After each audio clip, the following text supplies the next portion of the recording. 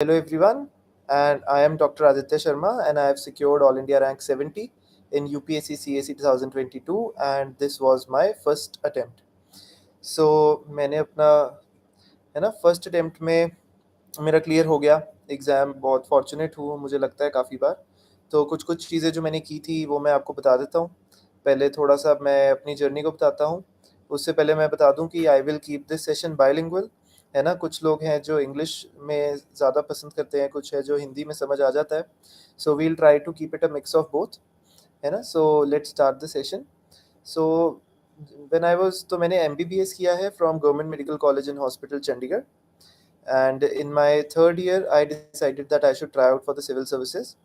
हुआ ऐसा कि मेरे एल्डर सिस्टर डॉक्टर हैं, मुझे वो पीजीआई चंडीगढ़ में हैं, मुझे उनका सर्विस प्रोफेशन देख के बहुत अच्छा लगा।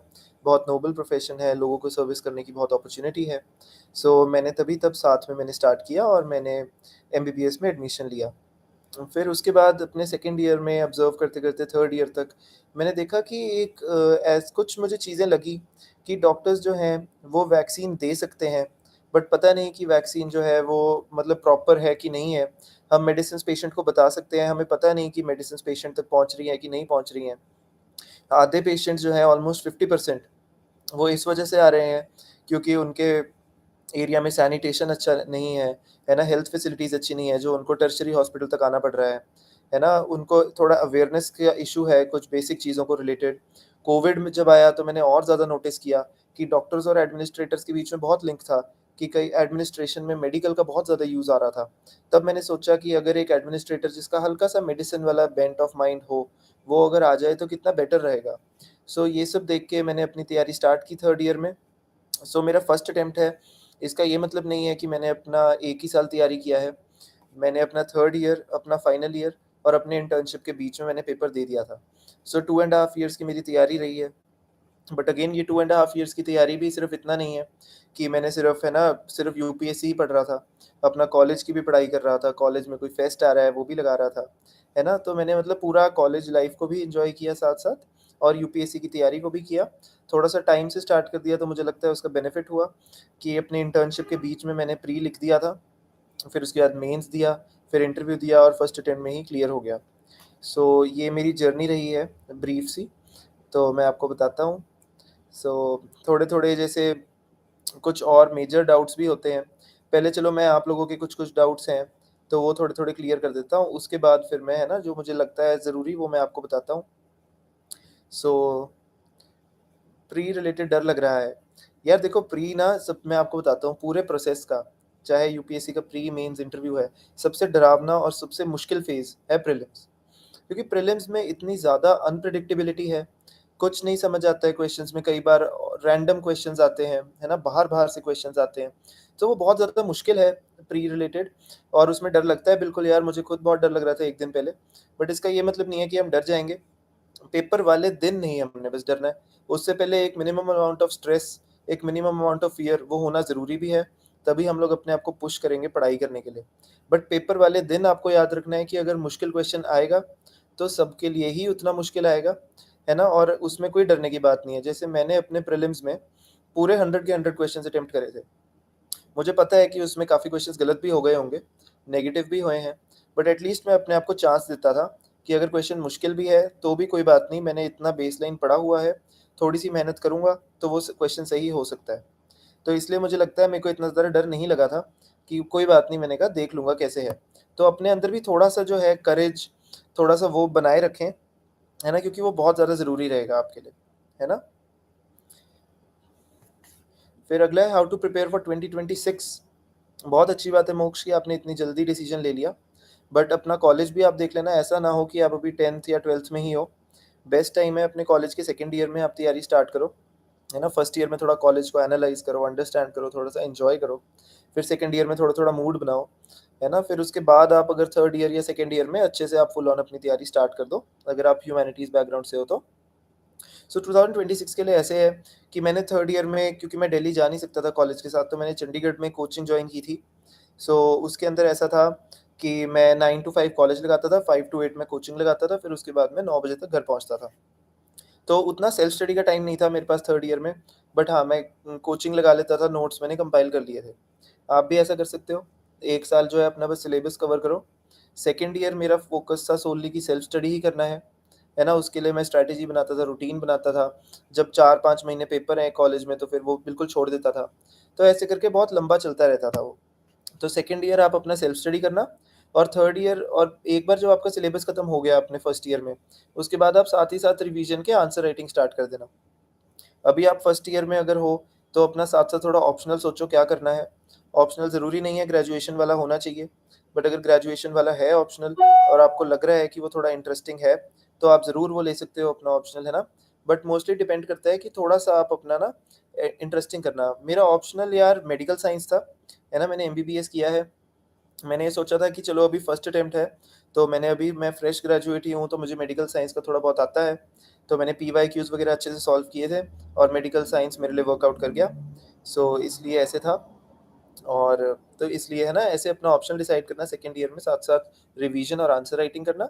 और अपने थर्ड ईयर में आप अच्छे से आपने कर लिया है, लास्ट के आप 4-5 महीने फुल्ली प्री के फोकस करना, और उसके बाद अपना प्रीलिम दे देना। तो आपके पास बहुत टाइम है, लगे रहो, है ना? अच्छे से करते रहना। Sir, is 11th month enough to get single digit rank if I start from scratch from July? तो देखो यार, इस बात की गारंटी नहीं है। वो हर एक का वेरी टू वेरी करता है कि है ना, कितना टाइम आपको लगेगा तैयारी करते हुए। 11 मंथ्स का ऐसे है कि हाँ, फिर आपको अपना सिलेबस 6 महीने के अंदर कवर करना पड़ेगा। चाहे दिन में 2-2 क्लासेस लगाओ सिलेबस की, और 6 महीने में कवर करो। फिर उसके बाद लास्ट के जो आपके 5 महीने हैं, उसमें आप थोड़ी-थोड़ी आंसर राइटिंग स्टार्ट करो और रिवीजन करो। तो पर आपको बहुत ज़्यादा मेहनत करनी पड़ेगी 11 महीने में करने के लिए, बट पॉसिबल है, लोगों ने किया है, पर आपको ज़ोर बहुत लगाना पड़ेगा, है ना? निशिका 2025 के लिए भी बिल्कुल सिमिलर प्रोसेस है। अपना 1 साल का कोचिंग करो, जो ये वाला साल है आपका। अगर आपने ऑलरेडी थोड़ा बहुत कर लिया है, बहुत अच्छा। या आप अपने हिसाब से सेल्फ स्टडी करो बुक से, है ना? फिर सेकंड ईयर में आप उसको रिवाइज़ करो, अपने नोट्स को सशक्त करो, थोड़ा-सा स्ट्रॉन्ग करो, और उसके बाद आप अपना जो आपका पेपर होएगा प्री से पहले 2-3 महीने सोलली फॉर प्री रख लो। अभी से ऑप्शनल थोड़ा-थोड़ा फिगर आउट करना, ऑप्शनल का सिलेबस, ऑप्शनल के पीवाईक्यूज़, ये 2 चीज़ें बहुत ज़रूरी हैं इसके लिए करना। इसी बात पे मैं थोड़ा-सा प्री का भी बता देता हूँ कि मेरा कैसा अप्रोच रहता था। प्री के लिए ऐसा था कि मेरा तैयारी का मेन फ़ोकस हमेशा प्रीलिम्स रहा था स्टार्टिंग में, क्योंकि ऐसा होता है ना कई बार कि यार प्री नहीं निकलता है। So there is also some societal pressure कि लोग बोलेंगे यार अभी तक आपका इसका तो प्री भी नहीं निकला।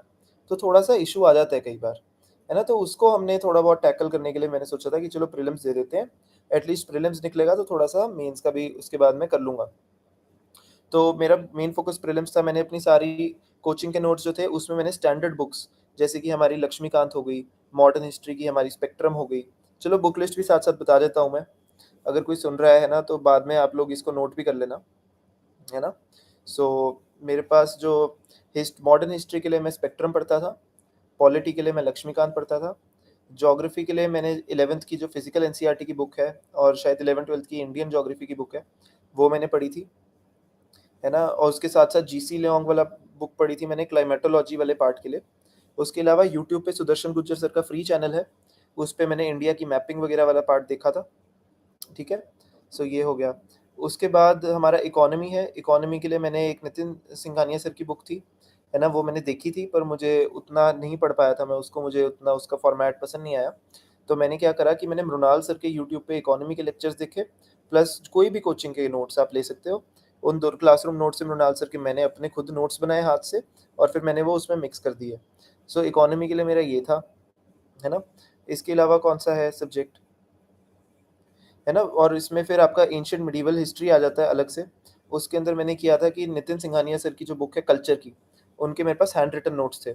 मैंने वो पढ़े थे, उसमें भी 5 इम्पोर्टेंट ज़्यादा टॉपिक थे, वो मैं आपको बता देता हूँ।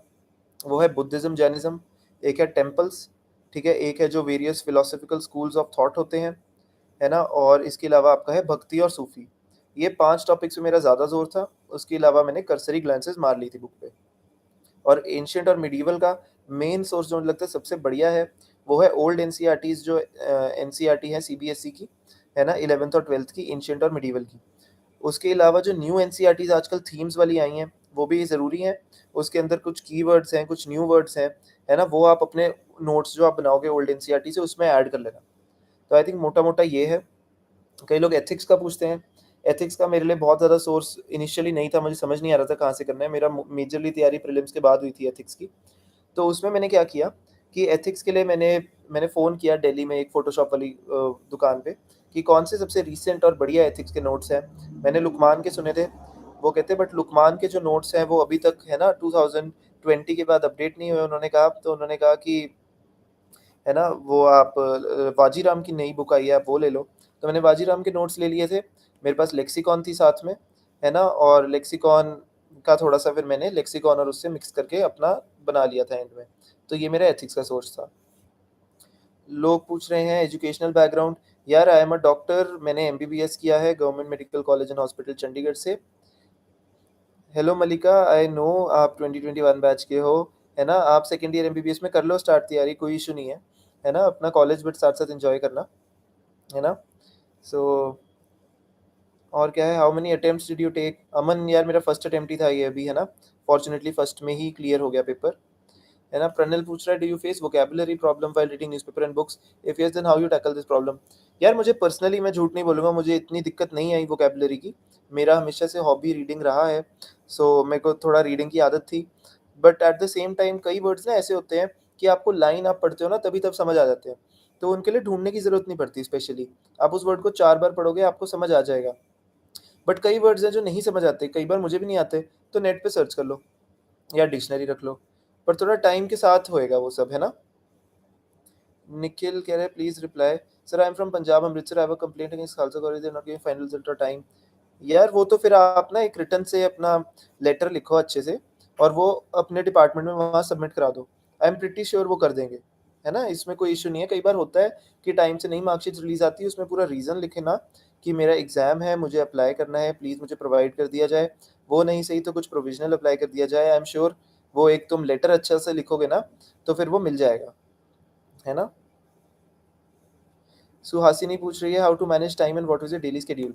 सो यार सुहासिनी ऐसे था कि टाइम का ना बड़ा फ्लेक्सिबल शेड्यूल था मेरा, कि किसी दिन हो सकता है कि यार कुछ टाइ कॉलेज में बड़ा इश्यू आ गया है मेजर जिस वज़ह से हम लोग नहीं कर पा रहे हैं, है ना? कुछ अच्छा, सो वो कह रहे हैं, है ना, कि टाइम मैनेजमेंट का इश्यू ऐसे रहता है कई बार कि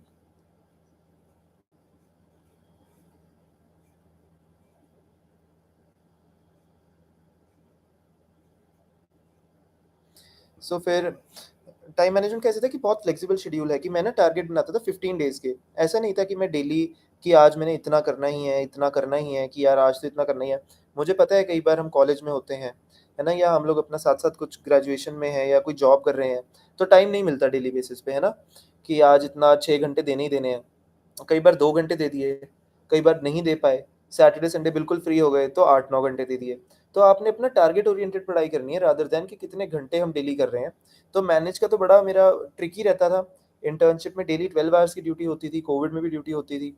तो उसमें मुझे जैसे इमरजेंसी में पता था कि रात से 2 से 4 का जो टाइम है, वो थोड़ा लाइट रहता है। तो उस टाइम पे मैं अपने ड्यूटी रूम में आके 2 घंटे पढ़ लिया करता था। उसके बाद ड्यूटी करी है, सो गए, अगले दिन उठे हैं, तो ड्यूटी से पहले का जो टाइम है 3-4 घंटे उसमें पढ़ लिया है। तो ऐसे करके मैं 6 घंटे थोड़े बहुत निकाल लेता होता था, है ना? Sir should we prepare read newspaper now for 2026 civil service exam? ये देखो न्यूज़पेपर पढ़ने में कोई बुराई नहीं है। अगर आपको लग रहा है कि आप अपने डेली का 1 डेढ़ घंटा निकाल सकते हो, तो न्यूज़पेपर अभी से स्टार्ट कर दो, है ना? थोड़ा-थोड़ा उसको पढ़ लो। मेरे पास कई बार होता था कि टाइम नहीं होता था कि मैं डेली न्यूज़पेपर पढूँ। बट हाँ, ये भी एक मिथ है कि मैं डेली का न्यूज़पेपर पढ़ता था, मेरे से नहीं पढ़ पाता था कई बार, है ना? कि न्यूज़पेपर मिस हो जाता था, पाइल अप हो जाता था, होता है। तो वो कई बार थोड़ी-सी दिक्कत करती थी चीज़। बट अगर आपके पास टाइम है और आप कर सकते हो, तो फिर आप प्लीज़ न्यूज़पेपर है ना पढ़ लो। आई एम प्रिटी श्योर आपका काफ़ी उससे फ़र्क पड़ जाएगा और फ़ायदा हो जाएगा थोड़ा-थोड़ा उससे, है ना?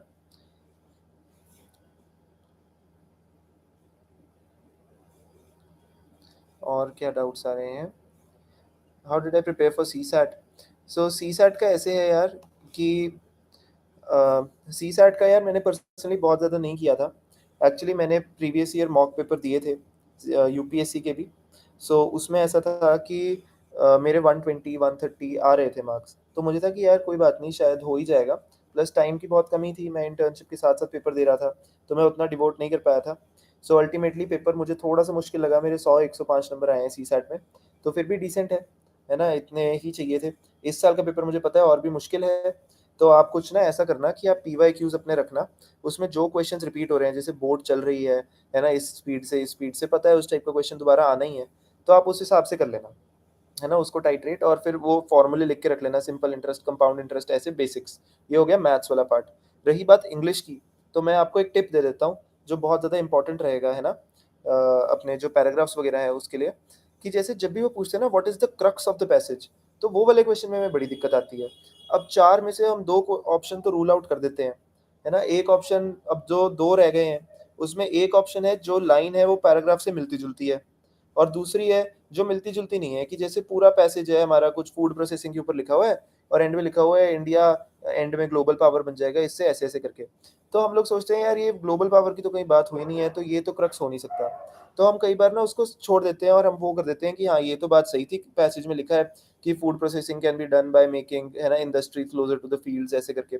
बट वो क्रक्स नहीं है पैसेज का, आपको ये बात समझनी है, जनरली आंसर दूसरे वाला ही निकलेगा हमेशा, क्योंकि हमने पैसेज को देखना है ऊपर से, थोड़ा मैक्रो लेवल से, कि इस पैसेज को लिखने का उसका एम क्या है अल्टीमेट, कि क्या फूड प्रोसेसिंग से होगा क्या, वो क्यों वो लिखना चाहता है। आप ऐसा समझो कि एक बहुत बड़ा शीट है और उसके अंदर से एक पैसेज उठा के दिया हुआ है, अब आप ये सोचो कि उस लंबी सी शीट का हेडिंग क्या होगा।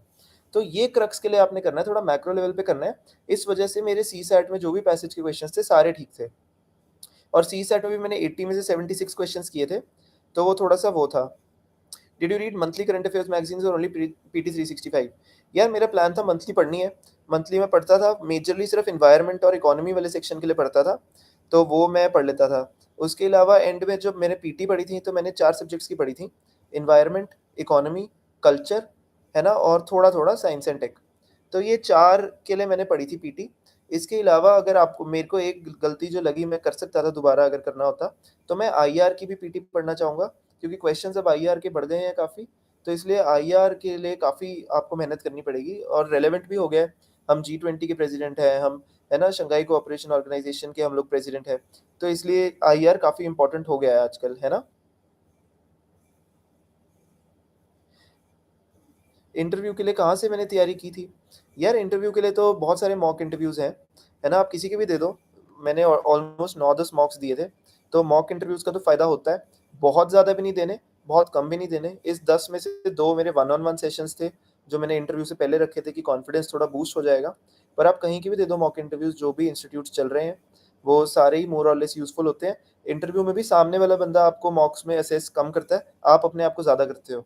कि अगर आपको 4 क्वेश्चन लाइन में नहीं आते, चौथे क्वेश्चन पे भी आपने बोलना है sorry sir, I will go and read about it. तो वो हमारा असली स्ट्रेंथ ऑफ कैरेक्टर का टेस्ट है, कितने ज़्यादा हम ऑनेस्ट हो सकते हैं। तो इसमें डरने और घबराने की कोई बात नहीं है, है ना? तो ये मॉक इंटरव्यूज़ इसलिए होते हैं, हम अपनी फ्लुएंसी देखते हैं, उसके अंदर हम अपना तरीका देखते हैं। सो वो थोड़ा-सा है ना, मॉक इंटरव्यूज़ का वो फ़ायदा होएगा आपको। How much time is required for serious attempt in UPSC daily and yearly? तो यार टाइम जो है वो बहुत ज़्यादा ना हर एक के लिए वेरी करता है। बट मैं कहूँगा ऑन एन एवरेज अगर आप 6 आवर्स डेली दे रहे हो, तो वो बहुत अच्छे हैं। किसी दिन ज़्यादा दे देना जब आपको फ्री टाइम है, किसी दिन थोड़ा कम भी दे सकते हो। ऑन एन एवरेज 6 घंटे आप रख लो, बहुत अच्छी बात है। न्यूज़पेपर्स, यार दोनों अच्छे हैं, हिंदू और इंडियन एक्सप्रेस, आप कोई भी पढ़ सकते हो दोनों में से। मैं पर्सनली हिंदू पढ़ता था, बट काफ़ी लोग जो मेरे को सिलेक्टेड दिखे हैं, आधे इंडियन एक्सप्रेस पढ़ते हैं, आधे हिंदू, तो दोनों मोर और लेस सेम है ना? न्यूज़पेपर इज़ कंपल्सरी और मैगज़ीन इज़ इनफ। यार न्यूज़पेपर, ये बात सोचो, न्यूज़पेपर हमने करंट अफेयर्स के लिए इतना ज़्यादा नहीं पढ़ना, जितना हमने जो एडिटोरियल में इंट्रोडक्शन, बॉडी और कंक्लूजन वाले 3 चीज़ें हैं ना, उसके लिए बहुत ज़्यादा ज़रूरी है वो। है ना? वो हमें थोड़ा-सा आइडिया लग जाता है, क्योंकि एग्ज़ामिनर्स भी डेली वही न्यूज़पेपर पढ़ते हैं, और आप भी डेली वही न्यूज़पेपर पढ़ोगे, तो आपका बहुत ज़्यादा है ना फ़ायदा होएगा उसमें। प्लस न्यूज़पेपर से आपको वर्ड्स नए मिलते हैं, वोकैब्युलरी मिलती है, एंड में कोई पोएम की 2 लाइनें मिलती हैं, कोई कोट मिलता है, किसी एडिटर ने कुछ बढ़िया बात लिखी है, वो अच्छा लगता है। तो ये सब बातें हमें, और मोटा-मोटा थीम पता चल जाता है कि यार आजकल इंडिया में क्या चल रहा है। तो उसमें भी आपने फ्रंट पेज पढ़ लो, एडिटोरियल पढ़ लो, इकोनॉमी वाला पेज देख लो, और इंटरनेशनल वाला, इतना देख लोगे आप डेली तो बहुत है ना? सो ये है।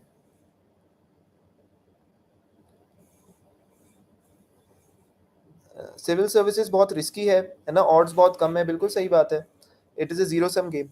बट देखो, किसी को तो मिलनी है ना सीट, हम क्यों नहीं हो सकते वो? मैं हमेशा ये सोचता था कि यार अगर मैं मेहनत करूँगा एक बेसलाइन लेवल की ना, तो उतना मेरे को रिवॉर्ड मिलेगा। किसी ना, मेरे को इतना भरोसा था खुद पे, सबको होना चाहिए, मैं ये बात बार-बार रिपीट कर रहा हूँ, कॉन्फिडेंस और सेल्फ बिलीफ रखो, आधी गेम ही कॉन्फिडेंस की है। अब मेंस में जैसे 20 क्वेश्चन होते हैं, हमें सबको कुछ ना कुछ ऐसा होता है कि इसमें से नहीं आता है, कि कोई क्वेश्चन सबको मैं बता रहा हूँ 7 से 8 क्वेश्चन ही होते हैं जो पक्का आते हैं, उसके अलावा हमको ज़्यादा क्वेश्चन नहीं आते। तो क्या होता है कि जो बाकी क्वेश्चन्स हैं वो मोर और लेस आपके कॉन्फिडेंस की बात है, कि आपको कितना परसेंट आप अपने ऊपर भरोसा रख के लिख सकते हो। मैं आपको एक एग्ज़ाम्पल भी दे देता हूँ, कि है ना, एक वो था कि कलर कोडेड साइक्लोन वार्निंग्स के बारे में क्वेश्चन आया था, है ना? सो कलर कोडेड साइक्लोन वार्निंग्स के बारे में उन्होंने लिखा था कि बताओ, अब हमें नहीं पता थे, तो मैंने अज़्यूम किया कि क्या ही होंगे, रेड, ऑरेंज, येलो होगा। मैंने रेड, ऑरेंज, येलो करके लिख दिया और वो ही थे एंड में। मेरे काफ़ी दोस्त छोड़ आए थे कि यार ये क्वेश्चन तो कभी सुना नहीं था। तो उससे नुकसान होता है, खुद के अंदर थोड़ा-सा कॉन्फिडेंस रखो। अब बात कर लेते हैं हम लोग थोड़ा-सा प्रीलिम्स का मैं आपको पहले बता देता हूँ। आई एम होप आपके काफ़ी इससे डाउट्स क्लियर हो जाएँगे। ठीक है? सो प्रीलिम्स के लिए ऐसे था कि पहले मैंने खुद से एक बार पढ़ लिया, मैंने उसकी रिवीजन कर ली। मैं हर एक रिवीजन के बाद विज़न का एक सेक्शनल टेस्ट दे देता था। उस सेक्श जैसे अब मैंने आज एंशिएंट मिडीवल कल्चर पढ़ लिया। अब सेक्शनल टेस्ट का ये मतलब नहीं है कि 2-2 टॉपिक्स का मैंने पूरा टेस्ट दिया, नहीं। फुल सब्जेक्ट का सेक्शनल टेस्ट, कि अब मैंने एएमसी का टेस्ट दे दिया। उसमें अगर मेरे 100 प्लस मार्क्स आ रहे हैं तो मतलब ठीक है, अगर 100 प्लस से कम है, तो देखा कि कौन से टॉपिक्स में से कम है, वो टॉपिक्स दोबारा अच्छे से पढ़ लिए। है ना? ऐसे-ऐसे करके मैंने अपने सारे सब्जेक्ट्स का काम किया।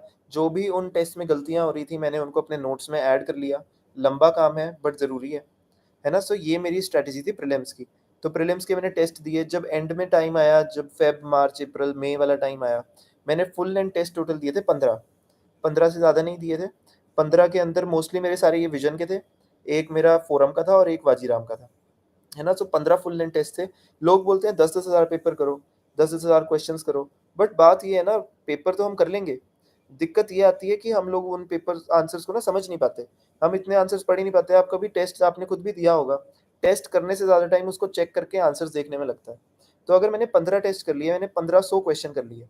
अब उन सब के जो मेरे को मुश्किल क्वेश्चन्स लग रहे थे, वो मैंने आंसर्स में मार्क कर लिए कि यार ये वाला आंसर मैंने दोबारा पढ़ना है। ये वाला आंसर जब मैंने दोबारा पढ़ लिया है ना? उसके बाद अब मैंने अपने उसको नोट्स में ऐड कर लिया।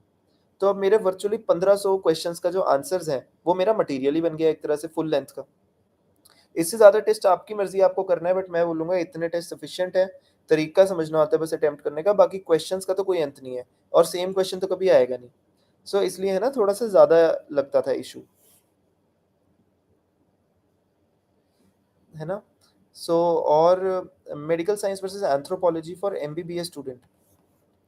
यार देखो, मेडिकल साइंस ना अच्छा ऑप्शनल है, क्वेश्चंस प्रेडिक्टेबल हैं, पीवाईक्यूज़ आप देखोगे अच्छे से आपको लगेगा कि हाँ यार, हमें प्रॉफ में भी वही पढ़ाते हैं, है ना? तो फिर थोड़ा-सा मेडिकल साइंस का ऐसे करके चलता है वो। है ना? तो मेडिकल साइंस आप ले सकते हो, बट मैं आपको बता दूँ, medical science is a very vast optional, it is not scoring. अगर आप अपनी ग्रेजुएशन में हो then medical science is fine. आप अपने प्रॉफ के पेपर के साथ-साथ मेडिकल साइंस के भी नोट्स बनाओ। ये एक और थोड़ा-सा फंडामेंटल दिक्कत थी मेरे उसमें, कि मैं अपने प्रॉफ के साथ-साथ यूपीएससी वाले मेडिकल साइंस को नहीं पढ़ पाया था। मैंने अलग-अलग से रखा था कि यार अभी देखते हैं, मैं फर्स्ट अटेम्प्ट में एक्सपेक्ट भी नहीं किया था जब मैं स्टार्ट कर रहा था तैयारी ना। But anthropology is also good optional. There are many doctors who have taken anthropology, है ना? इस बार भी टॉप 100 में बहुत हैं डॉक्टर्स जिन्होंने एंथ्रो लिया होगा। टोटल सिलेक्शंस में एंथ्रो लिया है डॉक्टर्स ने एंड अच्छा स्कोर रहा है एंथ्रो का इस बार। जैसे मेडिकल साइंस हाईएस्ट इस साल 287 रहे हैं, एंथ्रो में 315 भी हैं।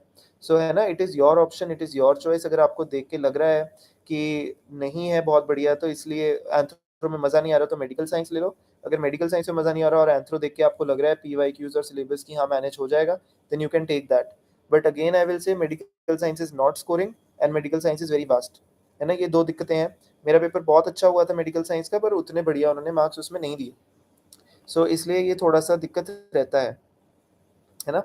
ग्रेजुएशन लास्ट ईयर है, यूपीएससी की प्रिपरेशन करना चाहता हूँ। हिंदी मीडियम के लिए, यार हिंदी मीडियम के लिए तो मेरे को ऐसे स्पेसिफिकली पता नहीं है। मेजरली आई थिंक बुक्स तो सेम ही रहती हैं। तो ग्रेजुएशन लास्ट ईयर है, आप इस साल अपना पूरा सिलेबस कवर करो और नेक्स्ट ईयर आप सेल्फ स्टडी कर दो और साथ-साथ पेपर दे दो, है ना? तो आई थिंक आपका वो ठीक हो जाएगा। अच्छा, हमने बात कर ली थी प्रीलिम्स की। अब एक बार मैं मेंस का भी बता देता हूँ कि कैसे करना है हमने, है ना? सिलेबस कैसे देखना है, उसके पीवाईक्यूज़ कैसे करने हैं। और क्योंकि मेरे पास सिर्फ 3 महीने ही थे, तो बहुत दिक्कत आई थी मुझे मेंस में। बट मेंस में मेरे जीएस में इस साल ऑलमोस्ट हाईएस्ट से ही है, मतलब टॉप 10 में तो मिनिमम है ही है। 446 है मेरा जीएस का टोटल, और एसए में भी इस बार थोड़े हाईएस्ट हैं, 130 हैं। जीएस और एसए के लिए मैं आपको बता सकता हूँ काफ़ी अच्छा।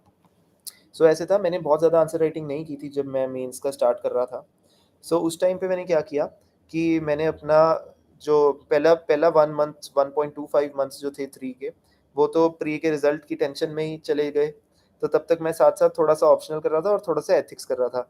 जो मैंने आपको सोर्सेज़ बता दिए, अगर आपको नहीं पता तो मैंने ऑनलाइन दिल्ली से फ़ोटोकॉपी से मैंने बाजीराव वाली बुक ली थी। एक इतनी सी एथिक्स की बुक है, इतनी सी केस स्टडीज़ की बुक है और उसके अलावा मैंने लेक्सिकॉन की थी, है ना? एंड फॉर लेक्सिकॉन से आई जनरली डिड जो हमारे वी हैव द कीवर्ड्स, है ना? थोड़ा-सा इंटेग्रिटी, है ना? अकाउंटेबिलिटी, ऑब्जेक्टिविटी, इन सब की डेफिनिशंस।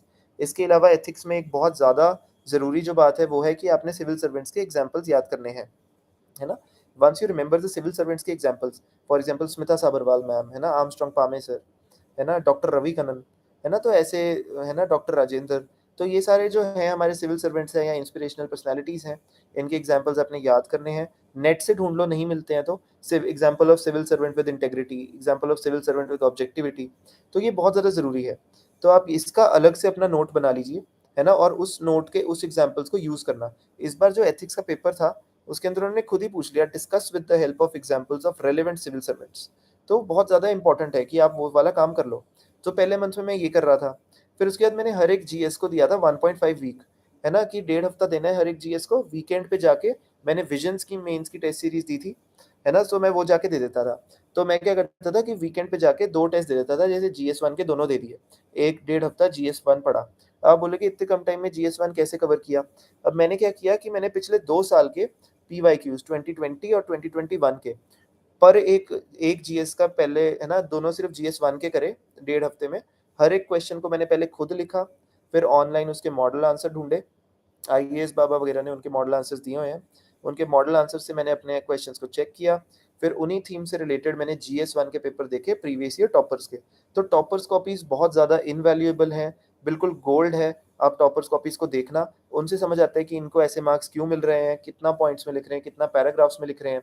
जैसे मेरा मोस्टली पॉइंट फॉर्मेट में आंसर चलता था, बीच में मैं एक साइड में डब्बा बना के सॉल्यूशंस लिख देता था और फिर 1, 2, 3, 4, 5, 6 एरो डाल के कर लेता था, है ना?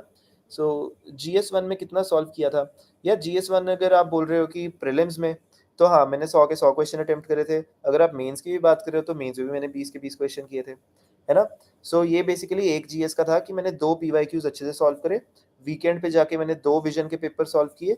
मेरे पास 4 सॉल्व्ड पेपर हो गए हर एक जीएस के, मतलब मेरे पास 80 क्वेश्चंस हर एक जीएस के हो गए। इसके अलावा मैंने सिलेबस को रीड किया। जैसे जीएस 2 का आप सिलेबस देखोगे, तो उसके अंदर कुछ टॉपिक्स हैं, सेल्फ हेल्प ग्रुप्स हैं, एनजीओज़ हैं, सिविल सोसाइटी ऑर्गेनाइजेशंस हैं, है ना? प्रेशर ग्रुप्स हैं। तो इन सब का मैंने आधे-आधे, एक-एक पेज का नोट बना लिया। जैसे सेल्फ हेल्प ग्रुप्स के सारे एग्ज़ाम्पल्स लिख लिए, पॉज़िटिव भी, कुछ नेगेटिव एग्ज़ाम्पल्स भी हैं, कॉर्डेट, ग्रीनपीस, इन सब के कि जीडीपी में डिक्रीज़ कराते हैं हमारा। तो इन सब पेज का मैंने नोट बना लिया था। है ना? सो ये मेरा था कि अब मैंने ये कर दिया, फिर इन सारे डेढ़-डेढ़ हफ्ते के बाद हर एक जीएस के 2-2 टेस्ट हो गए। बीच में मैंने अगर मन करा कभी तो एथिक्स का 1 टेस्ट या किसी का 1 टेस्ट और दे दिया। उसके अलावा एंड में अभ्यास होता है विज़न का, जहाँ पे 2 दिन में ही 1, 2, 3, 4 आपका पेपर हो जाता है। सो टोटल मेरे पास हर एक जीएस के 5 सॉल्व पेपर हो गए, मतलब हर एक जीएस के 100 क्वेश्चन्स हो गए। अब उन 100 क्वेश्चन्स के जो मेरे पास आंसर्स हैं, जो मैंने मॉडल से करे हैं, खुद के हैं, टॉपर्स कॉपी से एडिशन किया है, वो मेरा मटेरियल है मेंस का। मिलते-जुलते क्वेश्चंस आते हैं यार। इंटरनल सिक्योरिटी है, 4-5 टॉपिक्स हर साल रिपीट होते हैं। लेफ्ट विंग एक्सट्रीमिज़्म हो गया, साइबर सिक्योरिटी हो गया, कोस्टल सिक्योरिटी हो गया, नॉर्थ ईस्ट इंसर्जेंसी हो गया। 4-5 टॉपिक्स ही हैं जो घूम-घूम के फिर से आ रहे हैं। उनके ऊपर पहले से ही कुछ नोट्स तैयार कर लो, पीवाईक्यूज़ को एनालाइज़ करके, सिलेबस को अच्छे से देख के। आई थिंक उससे ज़्यादा कुछ नहीं होएगा। तो मेंस के लिए मेजरली मेरा ये टेक्नीक रही थी, है ना? थोड़े से और डाउट्स देख लेते हैं। अब जैसे यूपीएससी और बीपीएससी दोनों दिए हैं, है ना? सो मैं बता देता हूँ। अच्छा, मैं थोड़ा-सा बैकग्राउंड भी और दे देता हूँ। मैंने हिमाचल सिविल सर्विसेज़ का इंटरव्यू भी दिया था इस साल, है ना? अभी दिया है रिसेंटली, और यूपीएससी का भी इंटरव्यू दिया था इस साल, दोनों फर्स्ट अटेम्प्ट ही थे। और मैं सीएपीएफ का एग्ज़ाम मैंने पिछले साल भी दिया था, वो मेरा क्लियर हो गया था। ड्यू टू सम रीज़न मैं इंटरव्यू नहीं देने गया था। इस साल भी मेरा सीएपीएफ का पेपर क्लियर्ड है।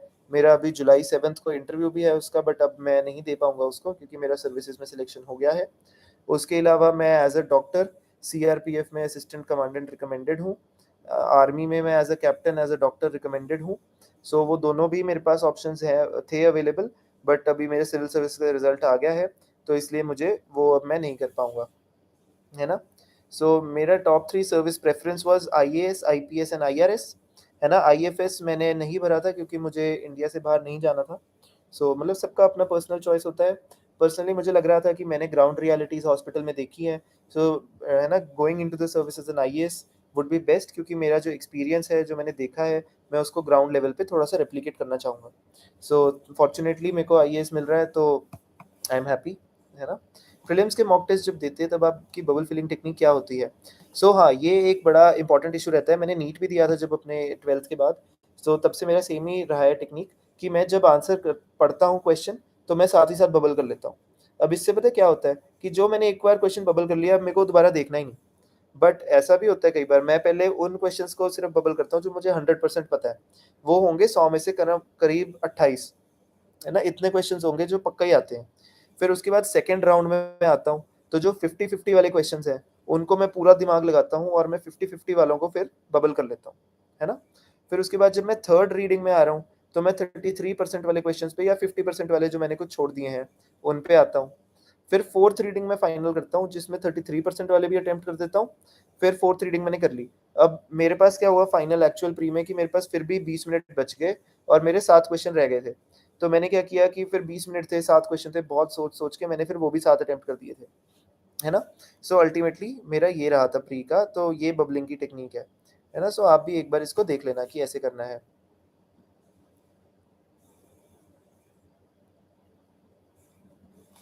मैं विज़न के ऑफ़लाइन टेस्ट सेंटर पे जाके टेस्ट देता था। चंडीगढ़ में अभी रिसेंटली सेंटर खुला था विज़न का, तो मैंने एक रीज़न और भी था कि मैंने विज़न का क्यों किया, क्योंकि ऑफ़लाइन सेंटर अवेलेबल था, वहाँ जाके मैं टेस्ट लिख देता था। वो टेस्ट डेली जाता था स्कैन होके, फिर 10 दिन बाद वो टेस्ट चेक होके मेरे पोर्टल पे मेरे पास आ जाता था। सो इसलिए वो मैंने, है ना, विज़न की टेस्ट सीरीज़ ज़्यादा जॉइन की थी। मेरा फर्स्ट अटेम्प्ट था, मैं एक बार फिर से चलो इंट्रोडक्शन दे देता हूँ और लोग जुड़ गए हैं तो। I am doctor Aditya Sharma, है ना? I have secured all India rank 70 with UP in UPSC CSE 2022।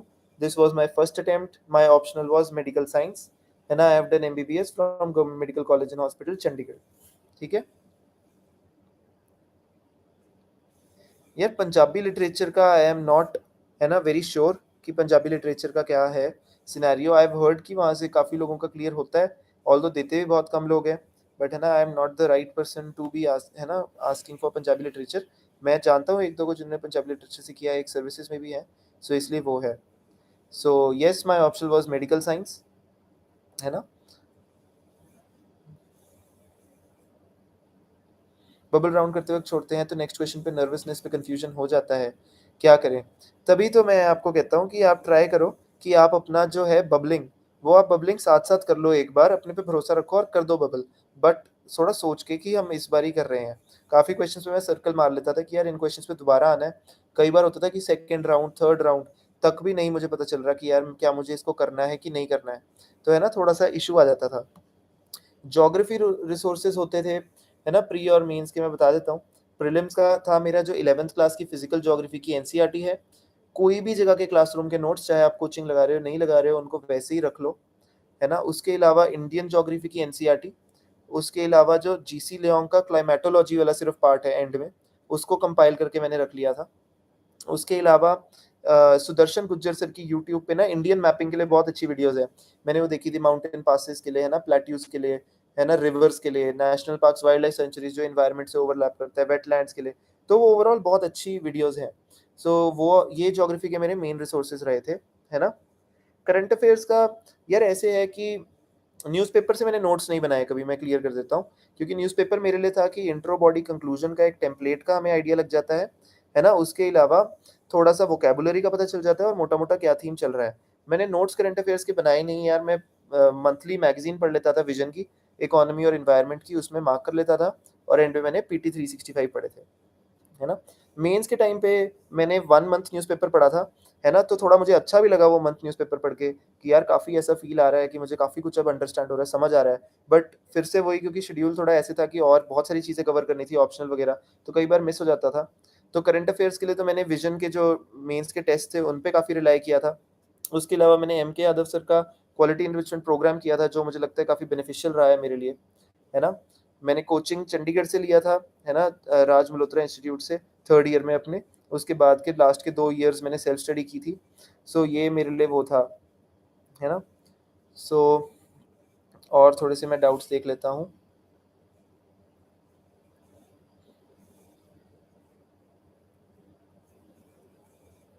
या किसी का डाउट मिस हो गया है तो आप फिर से भी पूछ सकते हो नीचे।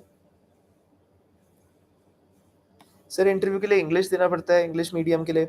नहीं, ऐसा कुछ नहीं है। अगर आपने मेंस चाहे आप जिस भी मीडियम में दो, इंग्लिश या हिंदी में, आप इंटरव्यू अलग से चूज़ कर सकते हो। अगर आपने मेंस इंग्लिश में दिया है, तो आप इंटरव्यू में हिंदी में दे सकते हो, कोई इश्यू नहीं है। वैसे तो मोस्टली क्या होता है कि लोग हिंदी और इंग्लिश कई बार मिक्स करके भी इंटरव्यू में बोल देते हैं, बट कई बार वो अच्छा नहीं भी रिफ्लेक्ट होता किसी-किसी बोर्ड को, तो आप ट्राई करना। और हिंदी में भी इतना नहीं है कि बहुत ज़्यादा शुद्ध हिंदी में ही बात करनी है, आप सिंपल में भी कर सकते हो। बट अगर इंग्लिश भी आप ले लेना है इंटरव्यू में, तो कोई इश्यू नहीं है इतना, है ना? बट ट्राई रखना कि या तो इंग्लिश लिया है तो इंग्लिश में ही बोलना है, हिंदी लिया है तो हिंदी में भी बोलना। बट कई बार ऐसा होता है कि अगर इंग्लिश में आपने बीच में कुछ वर्ड्स हिंदी के भी बोल दिए, तो इतना माइंड करते नहीं, है ना?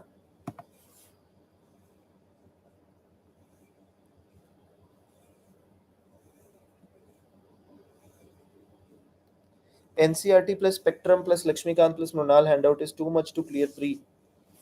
एनसीईआरटीज़ देखो, मैं एनसीईआरटी का भी एक मिथ क्लियर कर देता हूँ कि 6 टू 10th तक की एनसीईआरटी मैंने कभी नहीं पढ़ी थी। मैंने सीधा 11th 12th की एनसीईआरटी पढ़ी थी। तो मुझे ज़रूरत नहीं लगी कि मेरे को, है ना, और एनसीईआरटी पढ़नी चाहिए।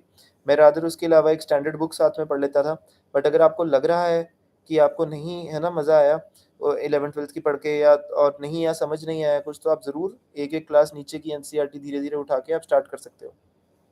बुक लिस्ट मैं एक बार फिर से रिपीट कर देता हूँ, वैसे मैं इस वीडियो में कर चुका हूँ, है ना? सो है ना, ज्योग्राफी के लिए मैंने बता दिया, physical geography, Indian geography 11th 12th वाली। उसके अलावा GC Leong for climatology, Sudarshan Gujjar sir की वीडियोस फॉर मैपिंग यूट्यूब पे फ्री में है। मृणाल सर की वीडियोस यूट्यूब पे जो पुरानी वाली है इकोनॉमी के लिए, किसी भी कोचिंग के आप नोट्स उठा लो इकोनॉमी के लिए साथ में, कोई दोनों को मिक्स कर लो, कोई इशू नहीं है। एएमसी के लिए ओल्ड 11th 12th की एनसीईआरटीज, है ना, साथ में न्यू एनसीईआरटीज का थीम्स वगैरह उसमें से क्वेश्चन आए हैं सीएपीएफ में पिछले 2 साल से मैं देख रहा हूँ। तो यूपीएससी बनाता है वो पेपर, तो इधर भी डाल सकते हैं, है ना? और उसके अलावा नितिन सिंघानिया सर की आर्ट एंड कल्चर के मेरे पास हैंड रिटन नोट्स थे, वो मेरा कल्चर का सोर्स था। उसके अलावा हमारा मॉडर्न हिस्ट्री के लिए स्पेक्ट्रम ही मेरा सोर्स रहा है, और पॉलिटी के लिए लक्ष्मीकांत। लक्ष्मीकांत और स्पेक्ट्रम मैंने रिवाइज की थी काफ़ी बार, मल्टीपल बार। मैं नोट्स बनाता था, जैसे लक्ष्मीकांत से बनाए थे constitutional and non constitutional bodies के नोट्स। एक इंपॉर्टेंट चीज़, how many hours should I study to for 11th month to get single digit rank? मैं फिर बता रहा हूँ, ऐसे आवर्स की कोई लिमिटेशन नहीं है। अगर आपको लग रहा है आप डेली 10 घंटे पढ़ सकते हो, पढ़ो। अगर पर मैं बोलूँगा इतना कोई नहीं पढ़ता डेली 10 घंटे, मैंने भी नहीं कभी पढ़ाई की थी। द ओनली टाइम जब मैं डेली 10 घंटे पढ़ रहा था, वो था प्री और मेंस के बीच का टाइम, जब मुझे पता था अब मेंस आ गया है। सुबह 9 बजे मैं पढ़ने बैठता था, शाम के 7 बजे 8 बजे मैं उठ जाता था, है ना? फिर रेस्ट वेस्ट करता था, रात को कई बार सोने से पहले 1 घंटा और पढ़ लेता था। एएमसी है यार, एंशिएंट मिडीवल कल्चर, है ना? ये 3 चीज़ें हैं। Laxmikanth is enough for polity, है ना? आजकल चेंजेस आ रहे हैं पेपर में, पैटर्न में, तो आपको मेंस के पीवाईक्यूज जो हैं वो बहुत अच्छे से करने ही पड़ेंगे। प्रीलिम्स के पीवाईक्यूज आपको बहुत अच्छे से करने ही पड़ेंगे, है ना? बहुत ज़्यादा ज़रूरी है ना? Views on the change pattern of preliminary exam, यार इस पे मेरा एक ही व्यू है, और बड़ा वो अच्छा व्यू है कि देखो, जो पुराने प्लेयर्स है ना, जिनका 5th अटेम्प्ट हो गया है, 6th अटेम्प्ट हो गया है, अगर प्री का लेवल ना वो इजी कर देंगे, है ना, तो फिर वो बहुत ज़्यादा ना, आप लोगों के साथ, अगर फर्स्ट अटेम्प्ट वालों के साथ नाइंसाफ़ी है। 5th अटेम्प्ट वालों ने इतनी बार स्पेक्ट्रम लक्ष्मीकांत पढ़ ली है ना, कि वो आपको अगर ईज़ी क्वेश्चन कुछ आ गया ना कि बेसिक सा किताब में से, वो विद पेज नंबर बता के आएँगे कि यहाँ से है। वो पेपर का लेवल इसलिए मुश्किल कर रहे हैं कि जो नए खिलाड़ी आ रहे हैं पेपर में, उनको थोड़ा-सा बेनिफिट होए, कि ऑन द स्पॉट अवेयरनेस के क्वेश्चन दे दिए कि बुक से है ही नहीं, कि जो बंदा ऑन द स्पॉट सोच सकता है उसका थोड़ा फ़ायदा हो। बट कुछ क्वेश्चन स्टैटिक के भी आ रहे हैं अभी भी, ऐसा नहीं है, कुछ क्वेश्चन ज़रूर बाहर से हैं बट कुछ नहीं है। तो इसका ज़रूर बेनिफिट नए प्लेयर्स को हो सकता है, सेकंड थर्ड अटेम्प्ट वालों को भी थोड़ा इसका बेनिफिट हो सकता है, कि थोड़ा फ़ायदा हो। तो ये है मेरा व्यू। सीसैट मुश्किल क्यों था उसके बारे में मेरा कोई ओपिनियन नहीं है। हो सकता है अगले साल थोड़ा ईज़ी आ जाए पेपर, बट सीसैट का हाँ, बिल्कुल, कि सीसैट के लिए क्या करें? सीसैट के लिए कुछ नहीं, पैसेजेस को स्ट्रॉन्ग करें, क्रक्स वाले क्वेश्चंस को पीवाईक्यू से एनालाइज़ करें कि कैसे हमें मैक्रो लेवल पे देख के सही करना है। मैं बता रहा हूँ कि सारे क्वेश्चंस जो थे, वो मेरे सीसैट में पैसेज वाले ठीक थे, क्योंकि मैं उनको ऊपर लेवल से देख रहा था, थोड़ा मैक्रो लेवल से, कि क्रक्स है, तो वो पैसेज का क्या पर्पज़ है, क्यों उसको दिया गया है, वो उसका आंसर होगा, रादर दैन पैसेज के अंदर की कोई लाइन। है ना? उसके अलावा मैथ्स के लिए आप कर सकते हो कि अपना मैथ्स के लिए आप अपना पीवाईक्यूज़ देखो, उसमें से देखो कौन से क्वेश्चंस रिपीट हो रहे हैं, उनके फॉर्मूले लिख के रख लो। बहुत टाइम नहीं लगेगा, बट बहुत ज़्यादा, है ना, ज़रूरी है। यार कितने क्वेश्चंस डायरेक्टली बुक से आए हैं वो तो मेरे को आइडिया नहीं है ना? मैंने इतना भी एनालिसिस नहीं किया है। बट हाँ, अगर पेपर क्लियर हो रहा है और सब सेम ही बुक्स पढ़ रहे हैं, तो बुक्स का कुछ तो फ़ायदा है ना? मैंने मेंस की टेस्ट सीरीज़ ली थी विज़न की, है ना? मैंने मेंस की टेस्ट सीरीज़, येस, प्रीलिम्स के बाद ली थी, ईयर लॉन्ग वाली मैंने नहीं ली थी। ऑप्शनल की मैं टेस्ट सीरीज नहीं लगा पाया था, मेरा ऑप्शनल मेडिकल साइंस था। किसी ने पूछा लेवल ऑफ क्वेश्चंस क्या है मेडिकल साइंस के? यार level of questions medical science का ठीक है, टॉलरेबल है, थोड़ा सा एमबीबीएस लेवल से ज़्यादा है, बट कुछ पार्ट्स में जैसे पेपर वन है वो मोर और लेस स्टैटिक है कि भाई प्रॉफ जितना ही है सीधा बुक से आ रहे हैं, बट वो सिलेबस क्योंकि इतना ज़्यादा है और एक दिन पे ही है 19 सब्जेक्ट, तो वो थोड़ा सा डिफिकल्ट हो जाता है मैनेज करना, है ना। सो ये था। मैंने मेंस का जो कोर्स मैंने एम के यादव सर का क्वालिटी इनरिचमेंट प्रोग्राम किया था, मुझे बड़ा बेनिफिशियल लगा था। उन्होंने थीम वाइज दे रखा था सब कुछ, इंट्रो बॉडी कंक्लूजन कई बना रखे थे, तो बढ़िया था। पीटी 365 प्लस न्यूज़पेपर मुझे लगता है कि ठीक है करंट अफेयर्स का सोर्स। अगर आपको लगता है मंथ में टाइम है तो मंथ में साथ साथ वो भी देख लो एक बार। अगर आप न्यूज़पेपर डेली पढ़ ही रहे हो तो आपको मंथली बुकलेट पढ़ने में भी बड़ी आसानी लगेगी, है ना। प्रीलिम्स के टोटल फुल लेंथ टेस्ट जो मैंने दिए थे वो थे 15। उसके अलावा जब मैं साल में अपना कोई सब्जेक्ट रिवाइज करता था, मैं उस सब्जेक्ट का सेक्शनल टेस्ट दे देता था। तो टोटल मेरे इतने टेस्ट थे, है ना।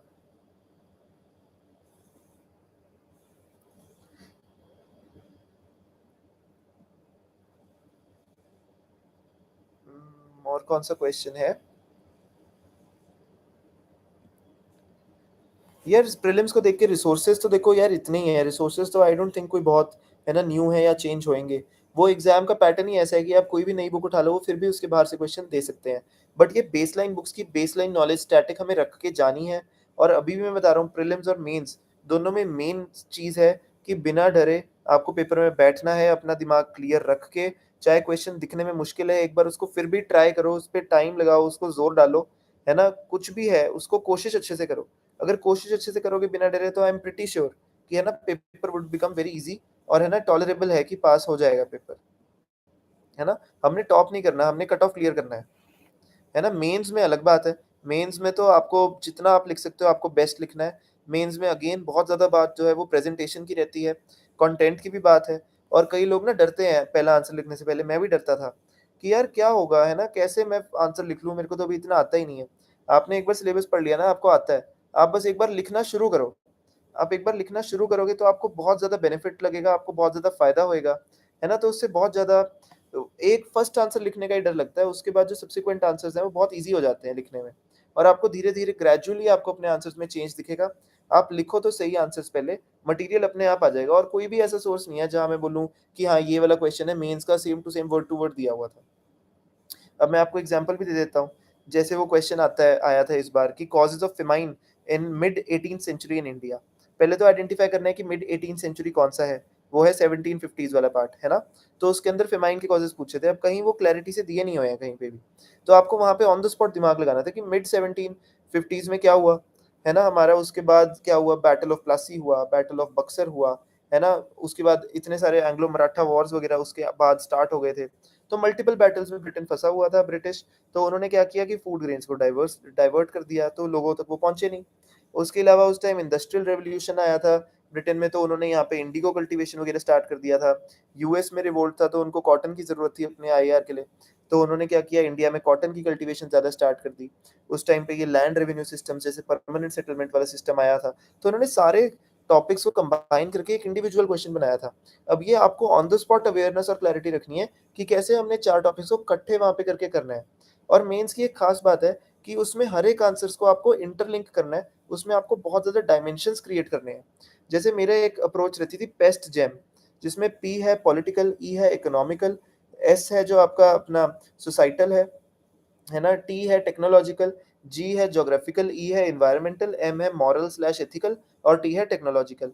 तो ये मैंने सारे अपने डायमेंशन जो 7 हैं, इनको मैं हमेशा यूज करता था और हर एक डायमेंशन में पॉइंट जनरेट करने की कोशिश करता था। और मैं जो क्वेश्चन है मेंस का ना, उसको आपने सब पार्ट्स में डिवाइड करना है। जैसे कि कोई क्वेश्चन पूछा है तो हाँ, एक हो गया उसकी definition with facts and figures introduction. Second part आपका हो गया जो उसने चैलेंजेस पूछे हैं। थर्ड पार्ट हो गया उसका सॉल्यूशंस, और फोर्थ पार्ट हो गया वे फॉरवर्ड, जो आपका हमेशा ऑप्टिमिस्टिक होना चाहिए। इसके अंदर कई बार और सब पार्ट्स भी हमें जनरेट करने पड़ते हैं। जैसे क्वेश्चन था कि life expectancy in India is increasing, तो what are the challenges and what are the solutions. अब पहले तो आपने बताना है कि लाइफ एक्सपेक्टेंसी इंडिया में इंक्रीज क्यों हो रही है। तो वो एक नया डायमेंशन आ गया, why life expectancy is increasing. कि वो मैंने बता दिया कि क्योंकि उसने पूछा नहीं है क्वेश्चन में, पर मेरे को पता है कि उसने लाइन लिखी है तो उसको समझाना है क्यों हो रही है। गवर्नमेंट स्कीम्स बेटर हो रही है, लोगों की अवेयरनेस बढ़ रही है ना, सोशल सिक्योरिटी नेट्स आ रहे हैं। उसके अलावा then we will start off with the challenges, then the solutions, and then the conclusion, कि हमें अपने लॉन्गेविटी डिविडेंड पे काम करना चाहिए और सिल्वर इकोनॉमी को जो जीरियाट्रिक एज ग्रुप की है, उस पे हमें काम करना चाहिए ताकि वो भी इकोनॉमी में मीनिंगफुली कंट्रीब्यूट करे और इंडिया की ओवरऑल ग्रोथ हो। तो ऐसे हम लोग कंक्लूजन की तरफ जाया करेंगे, है ना? आंसर राइटिंग कहाँ से शुरू करें? कहीं से नहीं, खुद से शुरू करो। पीवाईक्यूज उठाओ, लिखना स्टार्ट कर दो। ऑनलाइन फिर उसके मॉडल आंसर से चेक करो। सेम थीम के जीएस1 के टॉपर्स की कॉपी देख लो, है ना? तो ये बहुत ज़्यादा ज़रूरी है। स्पेक्ट्रम के एंड वाले चैप्टर स्किप कर सकते हैं। यार स्पेक्ट्रम में एंड वाले चैप्टर्स हैं, जैसे पुलिस पे है, evolution evolution of civil services है। कभी नहीं पता, कोई भी क्वेश्चन आ जाए। ऐसा करो, एक बार उस चैप्टर को पढ़ो, उसके नोट्स साथ ही साथ बना लो। ट्राई करो कि उस एक चैप्टर का एंड वाले का ना 2 पेज में नोट्स बना लो। एक-एक दिन लगा लो 5 चैप्टर्स पे, है ना? 2-2 पेज के नोट्स बना लो, फिर दोबारा नहीं उठानी कभी किताब। ठीक है? According to what are the main difference between selected candidate and non selected candidate? यार डिफरेंस दोनों के बीच में है रैंक, है ना? और कुछ नहीं है। तो अब जब सिलेक्ट हो गए हैं, रैंक आ गई है, तो हाँ, आ गई है। अब मैं काफ़ी डिज़र्विंग लोगों को जानता हूँ जिनकी रैंक नहीं है, तो वो डिफरेंस सिर्फ रैंक का है। मेहनत सब उतनी कर रहे हैं। थोड़ा-सा ये है कि हाँ, पेशेंस का एक फ़र्क है, थोड़ा परसिस्टेंस का है, और मैं मेन बात फिर कहूँगा एग्ज़ाम वाले दिन अपना क्लैरिटी का है और कॉन्फिडेंस का है। ये ही डिफरेंस है बस। बाकी मुझे लगता है कि सब लोगों को बुक लिस्ट का आइडिया है, बस मेहनत करने की बात है और घबराना नहीं है इस प्रोसेस से। ट्रस्ट करो इसको और रिज़ल्ट आपका अच्छा आएगा बिल्कुल, है ना? Basic mistakes with respect to examination stages which an aspirant must avoid at any cost during prep. Basic mistakes है, पहली, मल्टीपल सोर्सेज़। आपने 4 किताबें नहीं रखनी है, 4 किताबें रखनी भी हैं, तो ट्राई करना है कि उन चारों किताबों का हमने एक किताब बना देनी है ना? आपके जो नोट्स हैं, उसके साथ आप स्पेक्ट्रम पढ़ो, स्पेक्ट्रम से नोट्स ऐड करो। आपको लगता है कि यार मैंने ये वाला टेस्ट भी देना है, वो वाला टेस्ट दे दो, उसकी गलतियाँ उसमें ऐड करो। आप मैंने ये वाली वीडियो भी देखनी थी यार इसकी, वो वाली वीडियो देखो, उसको ऐड करो। पर अपने सोर्स आपने सिंगल रखने हैं। पहली मिस्टेक जो नहीं करनी, ठीक है? सोर्स सेम रखना है हमेशा, मल्टीपल नहीं रखना। दूसरी, कि किसी गुरु पे या किसी पे अननेसेसरी रिलायंस नहीं करनी कि सर आपकी शरण में आ गए, अब हमारा पेपर निकल जाएगा। ऐसी कोई बात नहीं होती। आप अपने खुद के बेस्ट मेंटर हो, आप अपने खुद के बेस्ट गुरु हो, अपने पे भरोसा रखो और उस हिसाब से आप अपनी तैयारी रखो। ठीक है? ये मुझे, और अपने पे कॉन्फिडेंस ऐसे रखना है कि आपका खुद से कॉम्पिटिशन है, आपका किसी और से नहीं है। अपनी पिछली बार वाली चीज़ से आपने बेटर परफ़ॉर्म करना है, ये आपका टारगेट होना चाहिए। और तीसरा है, कभी भी रिजल्ट की चिंता नहीं करनी, बस अपना बेस्ट देने पे चिंता करनी है। रैंक की चिंता नहीं करनी, रिजल्ट की चिंता नहीं करनी, उससे अननेसेसरीली फ़ियर क्रिएट होता है। और चौथी बेसिक गलती है कि कभी मत सोचो बहुत ज़्यादा कॉम्पिटिशन है। मेजॉरिटी लोग हो सकता है कि उतना सीरियसली तैयारी नहीं कर रहे हैं, फॉर्म बहुत ज़्यादा लोग भरते हैं। फॉर्म भरना, तैयारी करना और एक्चुअली में पेपर वाले दिन इम्प्लीमेंट करना, तीनों स्टेजेस पे बहुत ज़्यादा फ़र्क है। तो आपने ये चारों चीज़ों को हमेशा माइंड में ध्यान रखना है। ठीक है? शुरू के चैप्टर्स स्पेक्ट्रम के इम्पोर्टेंट हैं, मतलब वहाँ से तो बहुत ज़्यादा इम्पोर्टेंट है। एक तो जो चार्टर एक्ट्स है, उस पे क्वेश्चन कई बार आ जाता है, मुझे नहीं याद होते थे, मैंने स्पेशली उनको अलग से नोट बना के 5-6 बार याद करे थे वो। और सबसे ज़्यादा इम्पोर्टेंट पार्ट मॉडर्न हिस्ट्री का, जो मतलब मुझे लगा पर्सनली, आप अपना पीवाईक्यू का खुद भी एनालिसिस करना, वो है जब एडवेंट ऑफ ब्रिटिश इंडिया में आए हैं, जो अपना 1600 वाला पॉइंट है, वहाँ से लेके 1857 तक का, और उसके बाद 1940 से 1947 तक का, वो बहुत इंपॉर्टेंट है। बीच वाला पार्ट भी इंपॉर्टेंट है, बट जो नेशनल मूवमेंट है ना, वो हम मोर और लेस ना, क्योंकि हम लोग रिलेट कर रहे हैं, स्कूल में भी बहुत अच्छे से पढ़ा था और इंटरेस्टिंग भी रहता है, तो हम पढ़ लेते हैं। जो स्टार्टिंग वाला पार्ट है, ये 1600 से 1857 वाला, और जो 1940 से 47 वाला पार्ट है, ये हम स्किप कर देते हैं और इसमें से बहुत क्वेश्चंस आ रहे हैं और वो गलत भी होते हैं। तो इसलिए वो बड़ा आप ना इंपॉर्टेंट से ये वाले चैप्टर ज़रूर करना। यार मेंस की टेस्ट सीरीज़ से पहले आंसर राइटिंग करता था, तो मैं चेक किसी से नहीं करवाता था। मैं मॉडल आंसर से चेक करता था कि क्या पॉइंट मिसिंग है, क्या नहीं है, और मैं अपने जो क्या कहते हैं उसको, टॉपर्स की कॉपी से उनसे असेस करता था, और बाद में भी मैं यही करता रहता था। But majorly model answers plus toppers की कॉपीज़, इन 2 से खुद के आंसर्स चेक करो, आपको डिफरेंस ज़रूर दिखेगा। What are the chapters to read from Nitin Singhania? वैसे देखो यार, जब आप फर्स्ट टाइम पढ़ रहे हो ना, तो कभी भी ऐसा मत करो कि ये चैप्टर मैं बिल्कुल छोड़ के ही जाऊँगा, है ना? अपनी तरफ से तो आपने बुक पूरी पढ़नी ही है ना? बट अगर मैं आपको 5 सिर्फ इम्पोर्टेंट टॉपिक्स बता देता हूँ, जो मुझे लगता है इम्पोर्टेंट है, ये नहीं है कि सिर्फ यही करने हैं, मैं फिर से क्लियर कर दूँ, ठीक है? तो इसके अंदर एक है आपका बुद्धिज़्म, जैनिज़्म, एक है आपका भक्ति, सूफ़ी, है ना? एक है आपके स्कूल्स ऑफ थॉट, जिसमें आपके न्याय, विशेषिका, ये सब आते हैं, और लास्ट आपका है टेम्पल्स। ये 5 टॉपिक्स आपने अच्छे से करने हैं। इसके अलावा थोड़ा-सा देख लेना, कल्चर की पीटी पे नज़र मारना। जैसे हमें पता था कि लास्ट ईयर रामानुजा जी का स्टैच्यू बना है, तो मैंने रामानुजा जी के स्टैच्यू, है ना, कैसे-कैसे है, उसमें क्या-क्या है, उनकी आइडियोलॉजी विशिष्ट अद्वैत की, ये सब मैंने पढ़ लिया था। थोड़ा-सा हमने स्मार्ट काम करना है।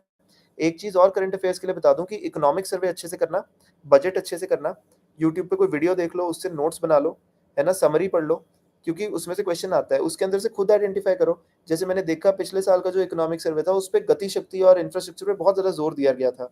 तो मैंने गति शक्ति पे अलग से नोट बनाया था। प्री में भी और मेंस में भी, दोनों में क्वेश्चन आया। तो थोड़ा-सा हमने स्मार्ट काम ऐसे करके करना है ना? Working professional can certainly crack this exam. एक तरह से यार मैं भी वर्किंग प्रोफेशनल ही था, है ना? इंटर्नशिप चल रही थी जब मैंने पेपर लिखा अपना, है ना? मेंस के बाद तक मैं फ्री हो गया था वैसे, इंटरव्यू टाइम तक। तो इसलिए उसमें पर आपको ज़्यादा इतना इश्यू लगेगा भी नहीं इंटरव्यू में।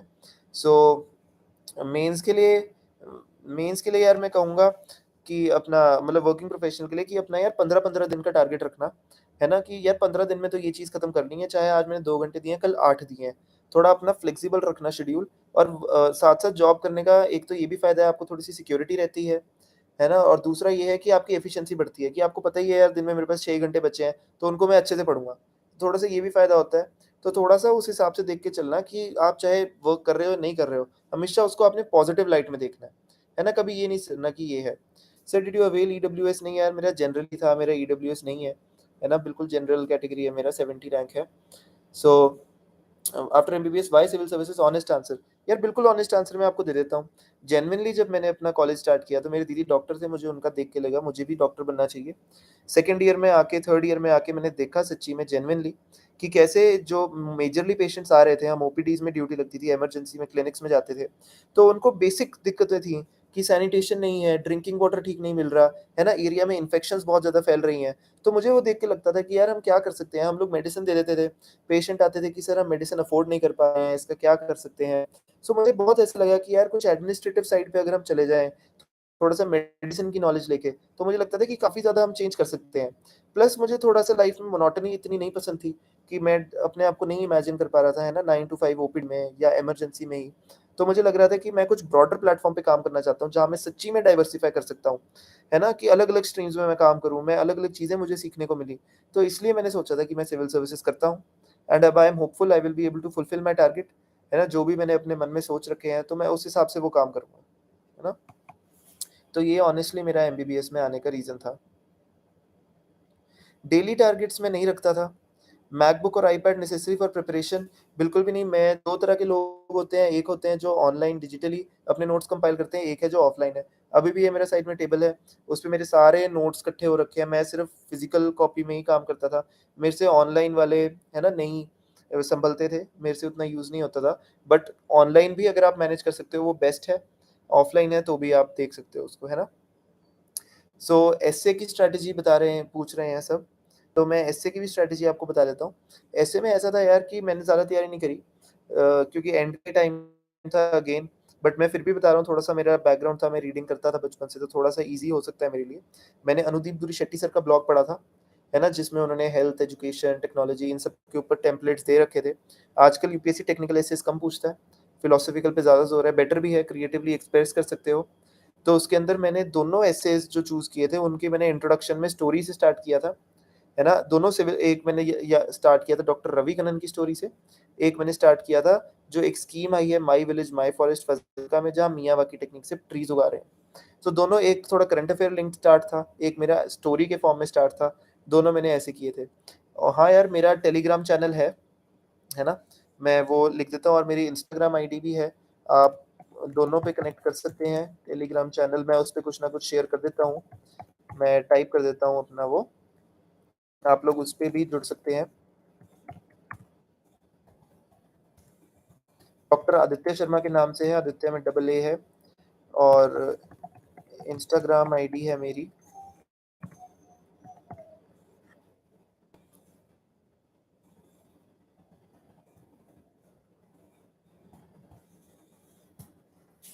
है ना? सो ये है।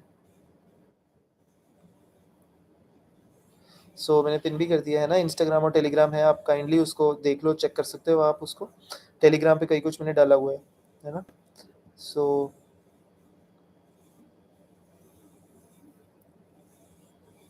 How much time duration is sufficient for a beginner level candidate to complete only GS, pre plus mains entire syllabus? यार I would think 1.5 years is necessary, including थोड़ा बहुत रिवीजन।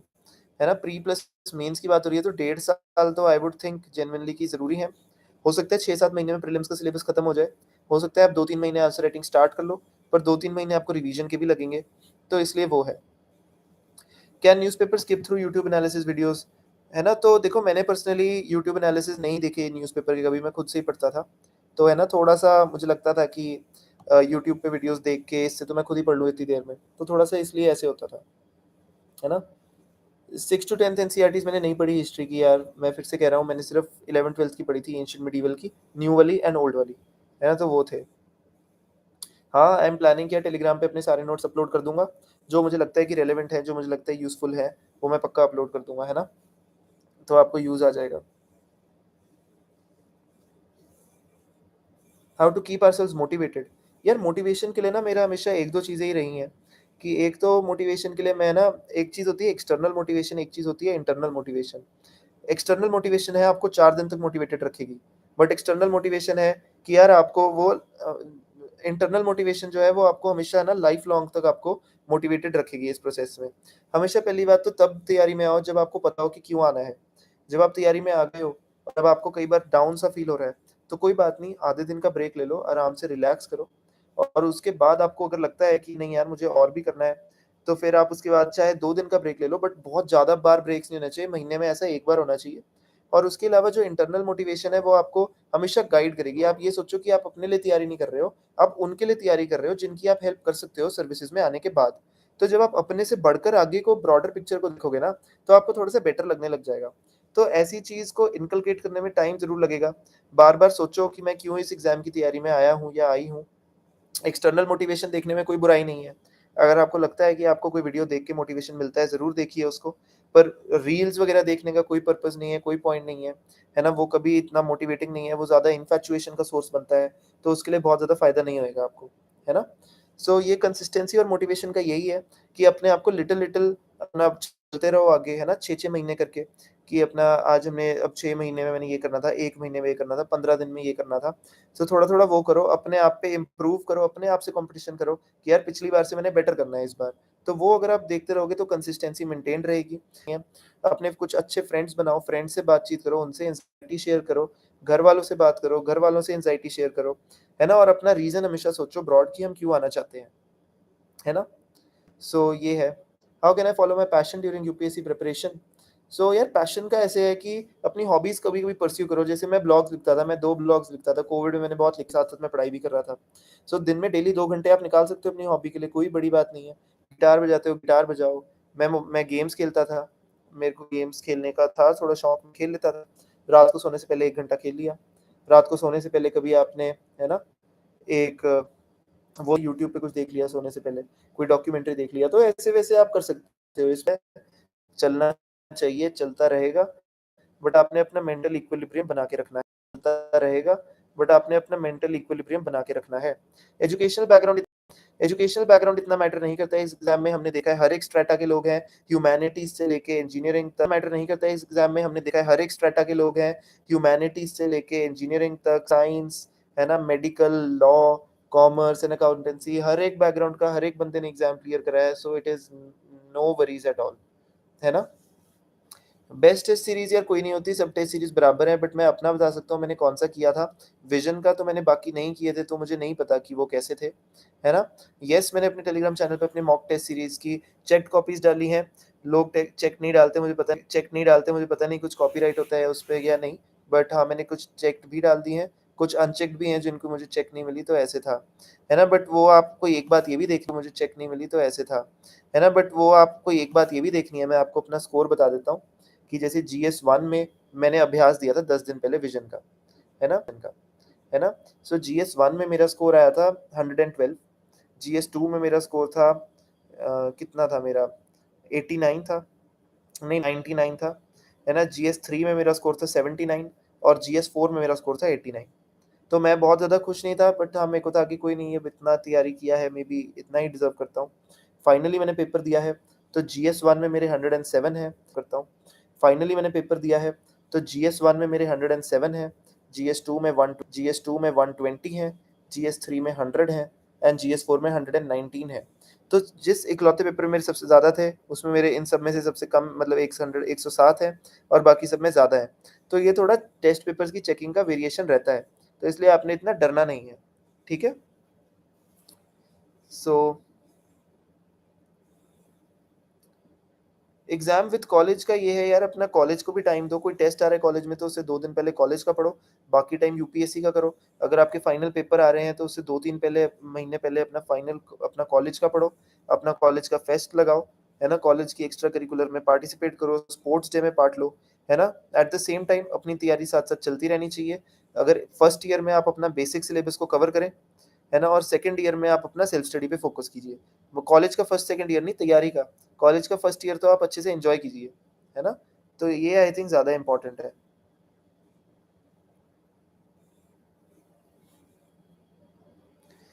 पॉलिटी मेरे लिए भी काफ़ी स्ट्रगल रहा था काफ़ी टाइम तक, बट कमाल की बात है कि मेरे मुझे लगता था कि मेरा पॉलिटी सबसे वीकेस्ट सब्जेक्ट है, बट प्रीलिम में 10 क्वेश्चन थे पॉलिटी के, मेरे 10 के 10 ठीक है और जीएस 2 में 120 है।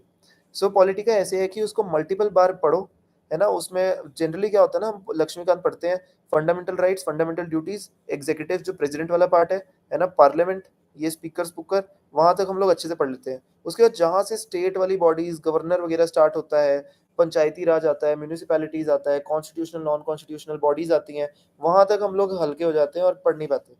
सो इसलिए मैं आपको कह रहा हूँ कि लक्ष्मीकांत का पढ़ने का आर्ट ये है कि स्टार्टिंग वाला पार्ट तो अच्छे से करो ही, पर एंड वाले पार्ट को छोड़ना नहीं है। जो पार्ट आपको जिस भी सब्जेक्ट का जो भी चीज़ आपको टॉपिक मुश्किल लगता है, उसका नोट बना लो, उसको अलग से यूट्यूब पे सर्च करके उसकी कोई वीडियो देख लो, एंड आई थिंक उससे ज़्यादा कोई आपके पास सोर्स है ही नहीं है। जो मुश्किल लग रहा है उसकी आप स्पेशली वो कर लो। कैटेगरी संस्कृत और हिंदी श्लोक इन इंग्लिश ऐसे लिख सकते हो। इंग्लिश में लिखना उस श्लोक को ज़्यादा इन डेप्थ या ज़्यादा डीप नहीं होना चाहिए, है ना? सर्वे भवन्तु सुखिनः आप ऐसी चीज़ लिख सकते हो, है ना? वो वाली बात ठीक है। मैपिंग के लिए यार मैंने पर्सनली इंडिया मैपिंग के लिए, है ना? वो वाली बात ठीक है।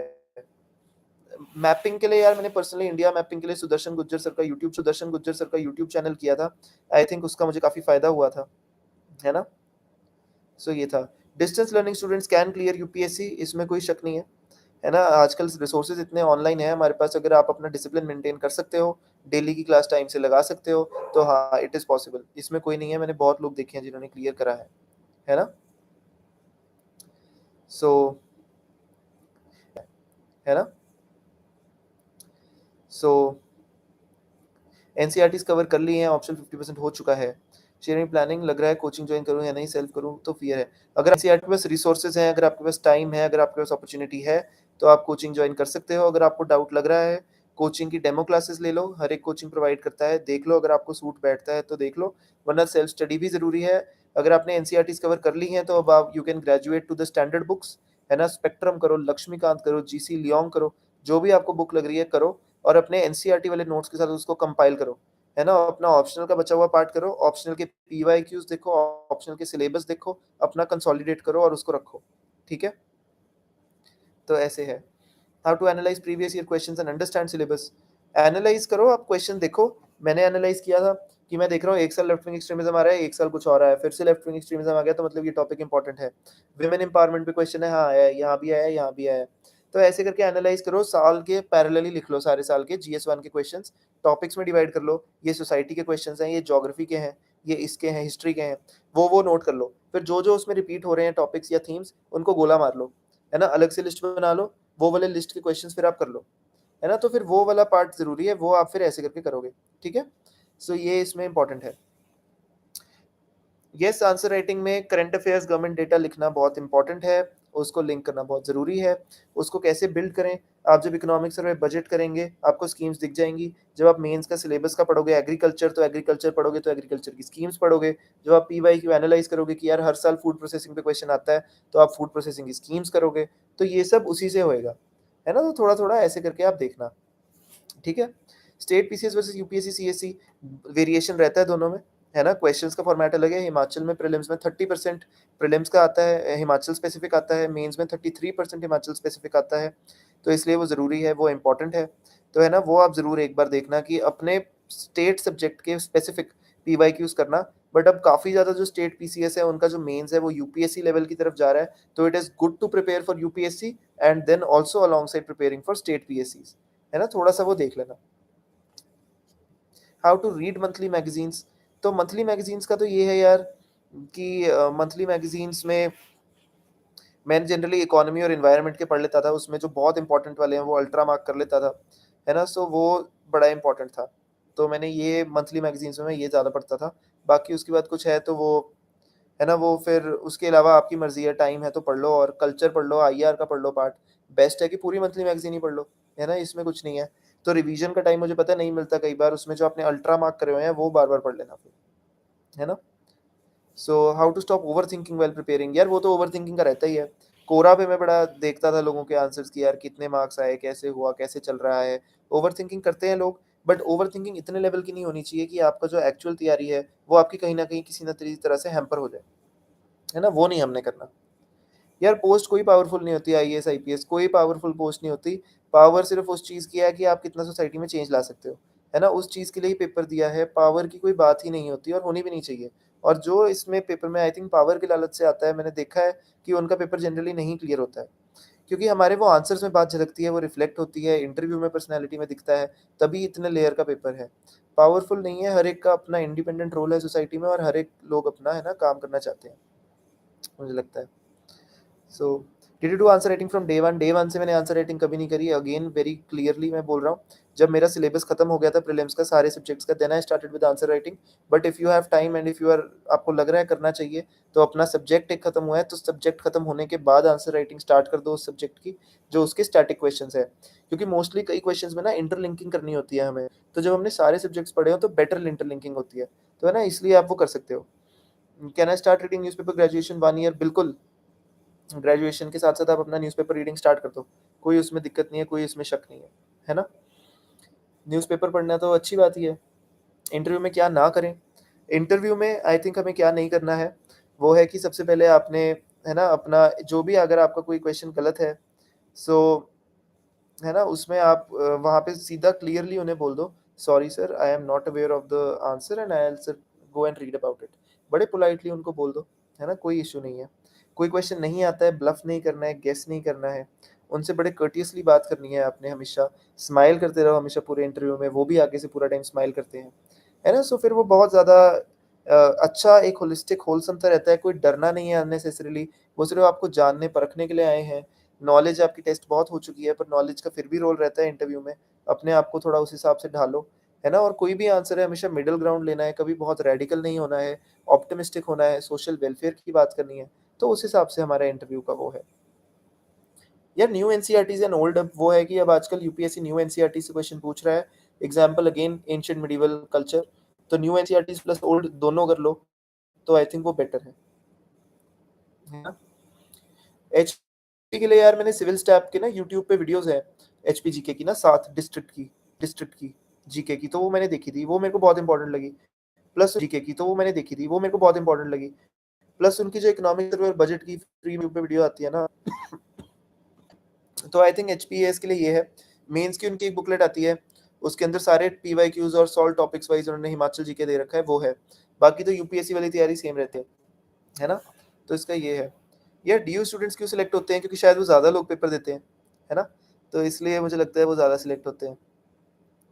हाउ टू अप्रोच एथिक्स, वो यार मैंने बता दिया ऊपर, है ना, सारा कुछ, वो बार बार रेपिटेशन वाली बात हो, अप्रोच एथिक्स, वो यार मैंने बता दिया ऊपर, है ना, सारा कुछ, वो बार बार रेपिटेशन वाली बात हो जाएगी।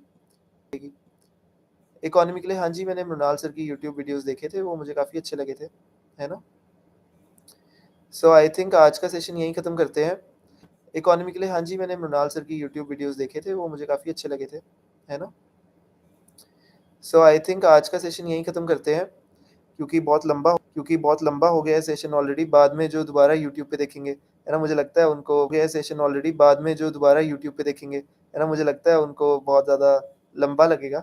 कोई बात नहीं, we can have another session some time again, ऐसा कोई इशू नहीं है ना। मैं यहीं पे, बहुत ज़्यादा लंबा लगेगा, कोई बात नहीं, we can have another session some time again, ऐसा कोई इशू नहीं है ना। मैं यहीं पे ही हूँ, आप रिक्वेस्ट कर लेना, आई विल कम अगेन, कोई इशू नहीं है ना। सो ओवरऑल ये है, जो अभी डाउट्स आ रहे हैं आप एक बार वीडियो को ना फिर से देखना स्टार्टिंग से, मोर और लेस में आप रिक्वेस्ट कर लेना, आई विल कम अगेन, कोई इशू नहीं है ना। सो ओवरऑल ये है, जो अभी डाउट्स आ रहे हैं आप एक बार वीडियो को ना फिर से देखना स्टार्टिंग से, मोर और लेस मैंने कहीं ना कहीं ये कवर कर दिए हैं, है ना। सो हम दोबारा मिलेंगे कभी, आप मेरे को इंस्टाग्राम, टेलीग्राम पे जुड़ सकते हैं। टेलीग्राम पे मैंने अपनी पूरी स्ट्रैटेजी लिख रखी है ना? टेलीग्राम मेरा आप दोबारा सर्च कर लेना, डॉक्टर आदित्य शर्मा के नाम से है। आदित्य में डबल ए है स्टार्टिंग में। उसमें मैंने अपने प्रीवियस ईयर क्वेश्चंस जो मैंने लिखे हैं, अपने मॉक टेस्ट पेपर शेयर करे हैं। अब एक ब्लॉग पे मैंने अपनी पूरी स्ट्रैटेजी लिखी है ना? मैंने अपनी बुक लिस्ट उस पे पूरी डाली है। उसके अंदर मैं टाइम टू टाइम कुछ मोटिवेशन का मैसेज भी डालता हूँ, है ना? टाइम टू टाइम मैं कुछ मटेरियल जो मुझे मिलता है अपना पुराना, वो भी मैं डाल देता हूँ। अपने नोट्स भी उस पे डाल दूँगा। तो आई थिंक उस पे हम कम्युनिकेट कर सकते हैं बहुत बढ़िया, है ना? सो आज का हम लोग इसलिए सेशन यहाँ खत्म करते हैं। मुझे बहुत अच्छा लगा आप सबसे इंटरैक्ट करके, सबसे बात करके। यूपीएससी टाइम का बहुत अच्छा प्लेटफ़ॉर्म है। ब्लॉग नेम यार मुदित जैन सर का ब्लॉग है वो, उस पे सारे टॉपर्स अपना-अपना डालते हैं। तो मैंने भी उस पे डाला है, आप मेरे टेलीग्राम चैनल पे ज़रूर उसमें देख लेना, तो आपको वो मिल जाएगा, है ना? तो प्लेटफ़ॉर्म के लिए भी बहुत थैंक यू, और मुझे लगा कि काफ़ी वो था, ऑप्शनल मेरा मेडिकल साइंस था। सो है ना, वील मीट अगेन। आप एक बार फिर से ये पूरा देखना वीडियो, और आपको आई एम प्रीटी श्योर सारे डाउट्स की क्लैरिटी हो जाएगी। सो है ना, मृणाल सर की यार यूट्यूब पे फ्री में वीडियोज़ है, आप सर्च करना, आपको मिल जाएगा।